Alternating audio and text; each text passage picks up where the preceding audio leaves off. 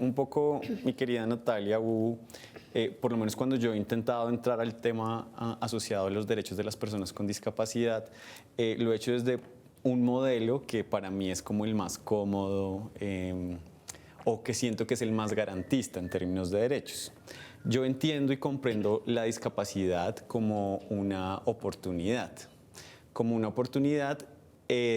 y también la discapacidad la ubico en el entorno, no en la persona. Ese es uno de los modelos que seguramente ya nos vas a explicar. Es decir, la discapacidad no la pones sobre un cuerpo, sino en la relación y en el entorno como tal. Entonces yo siempre pongo un ejemplo que alguna vez hablé con Anderson, que de paso le enviamos un saludo al gerente de discapacidad y de inclusión de personas con discapacidad de la Vicepresidencia de la República, Anderson, y le contaba un poco cómo yo lo veía en términos de metáfora. Entonces yo le contaba que alguna vez yo tomaba estos bucecitos en la octava con 11 Sur para uno ir a Soacha, que son esos buses que son como vinotintos súper pequeños, y pues yo después de mi adolescencia me pegué la estirada que llaman, y cuando yo intentaba ingresar al bus, pues el bus, la silla era así pegada, yo no podía poner las piernas, arriba tampoco, digamos, tenía la posibilidad de ponerme de pie, la gente iba a salir y era, o sea, es un rollazo tenaz, y un poco de esa manera he intentado hacer pedagogía, de decir, es el entorno el que no tiene las condiciones adecuadas o un diseño universal, si utilizamos el concepto adecuado, para todos los cuerpos. Es decir, si alguna vez hablamos de un concepto tan delicado como la limitante, es en el espacio y en esos elementos que hablamos de acceso y accesibilidad.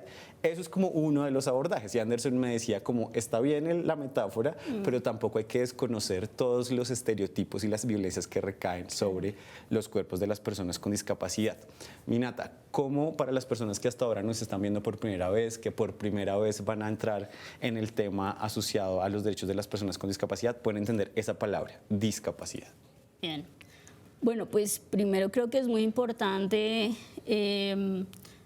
hacer como un barrido histórico de cómo se ha visto la discapacidad, ¿no? Y digamos que es importante tener en cuenta que en el siglo XIX, por ejemplo, se veía desde este modelo de prescindencia, ¿no? Que es este modelo que era fácilmente, como se dice el concepto, pues prescindir, ¿no? Eliminar, ¿sí? Porque eran cuerpos claramente que se veían como completamente desvalorizados, ¿sí? Eran cuerpos que no eran reconocidos, aceptados y que de alguna manera se veían como una carga y un castigo, ¿sí? Aquí hay algo que reconocer y que hay que decirlo y mencionarlo de manera muy abierta, y es que también la religión tuvo y sigue teniendo de alguna manera un impacto muy fuerte, ¿sí?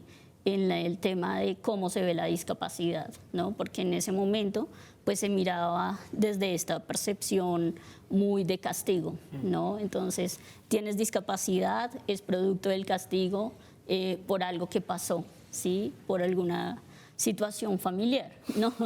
O por algo que hicieron los familiares en el pasado, ¿no? Yo creo que todavía se tiene esa percepción por parte de exactamente. Entonces, ese es el modelo de prescindencia.